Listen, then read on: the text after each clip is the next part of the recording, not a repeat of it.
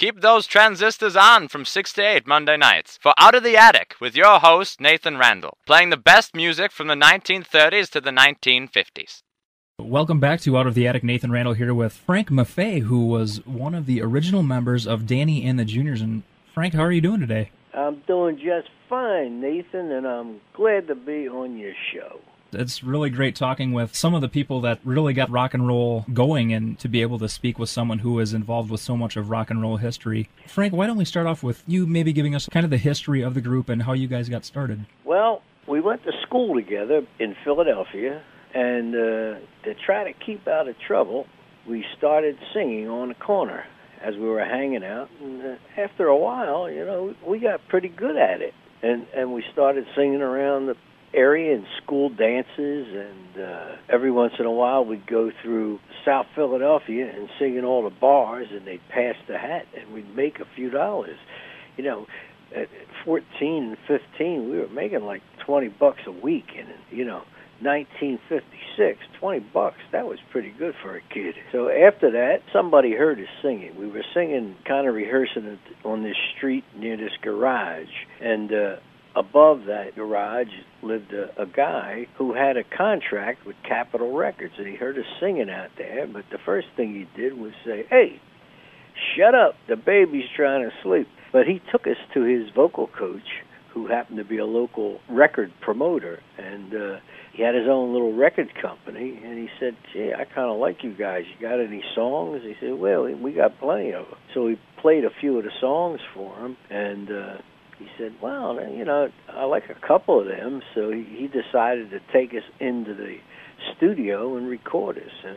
And we had this one song that was called "Do the Bop." And that song is kind of just like At the Hop, except instead of saying, "Let's go to the hop," it said, "Let's all do the bop." And he recorded us with that song. And he kind of was a friend of Dick Clark, who was just getting started nationally in Philadelphia with the Bandstand show at that time. And he took it to Dick Clark, and he said, "What do you think of this song?" And he said, "Well," he said, "the bop is a nice dance." See, I forgot to tell you that the bop was a popular dance of the day. It was kind of a dance where you kind of drove yourself into the floor. He said, the bop is kind of getting out of style, but you know what?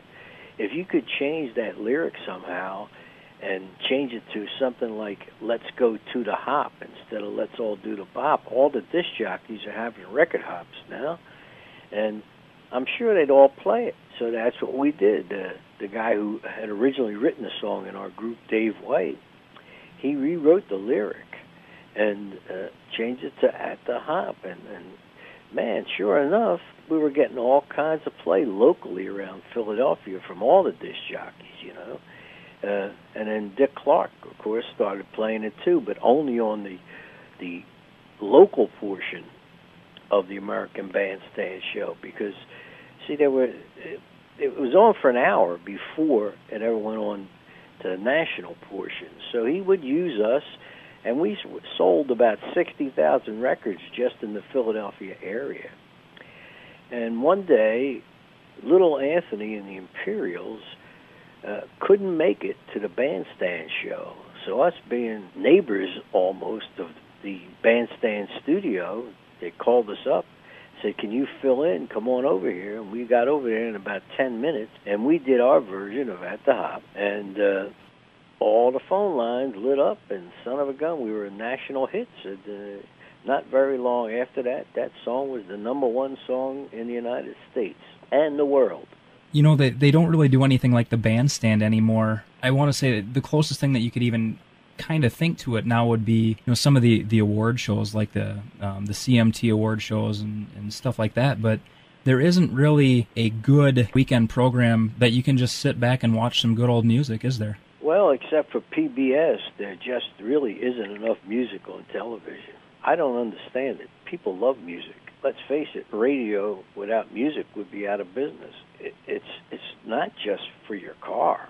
I mean, music and watching people perform music should be a part of television like it used to be in the old days when Patty Page had a music show, Perry Como had a music show, Dean Martin had a music show, and they got great ratings. Andy Williams, he had one too. I mean, and there's no music on television to speak of except for PBS. Getting back into you guys a little bit, who inspired you musically? Well, you got to remember that our age group, we actually started listening to music before rock and roll even got started, and we became fans of the Four Lads, the Four Aces, the Four Freshmen, the groups like that, and we started singing their songs.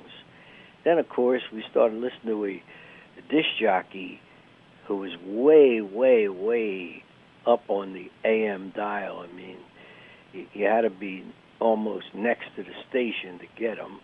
His name was Georgie Woods, the man with the goods. And he was playing this black rock and roll, Frankie Lyman and the Teenagers, the Five Satins, all kinds of doo-wop stuff, And, man, we started listening to that, and we said, oh, my God, is this stuff good? So we started to copy those groups and do their music, and then we just figured, hey, you know what? We can do kind of our own music in that style, and it was pretty easy to do. I mean, it was simple, easy three-chord music, and at that time, there were no white kids doing it. And all of a sudden, we were kind of it. And that's another reason for our early success like that. But that's who really influenced us. In the beginning, the great vocal groups doing all those legit tunes, and then the early doo-wop and rock and roll groups that started singing what were the beginnings of rock and roll. Being from the Philadelphia area, I've got to think that Bill Haley and his Comets might have had a little bit of an inspiration for you guys as well, correct? They sure did, because they were from Chester, which is about 12 miles south of South Philly, and they had a lot of early success here, too. Even records, they were on local labels just like we were in the beginning. And the fellow that had a bandstand show before Dick Clark, Bob Horn, actually was a part owner of a record company. So we were really listening to their stuff before anybody else even heard it. And Frank, growing up with rock and roll really being fresh and a new thing, I personally really can't imagine what it would actually be like. What was it like? It had to be exciting. It was very exciting, and I'm kind of proud of our little bit in it, however humble it may be. At least I feel like we were part of the guys that got the movement going, and kind of kept it going, because we still do work.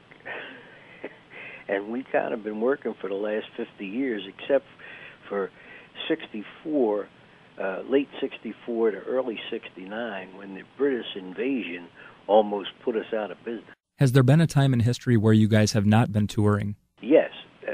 In those years, late 64 to early 69, I'll tell you the truth, we couldn't buy a job.